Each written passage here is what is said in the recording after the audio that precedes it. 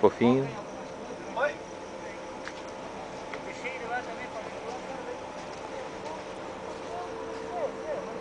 Ah, ela tá rompendo um pouco a coisa aqui, né? Aí você caixa, não dá nem mexer. Pô, vamos ou vamos ficar aí? Quer tomar uma? Tem no banco do carro. Não,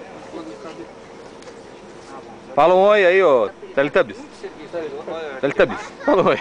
ele não quer mais trabalhar nisso. Beberiba. Na verdade, ele disse que se tivesse uma vaga de motorista lá, ele queria pegar a vaga que ele quer cair fora. Eu disse, porra, Zé, mas tu trabalha tranquilo, sozinho, tá cansado. Sujou legal. Vamos continuar brincando lá. Trouxe a câmera. Trouxe. Não tem nenhuma sacola aí, né? Escutou? Aquela bolsa do presente.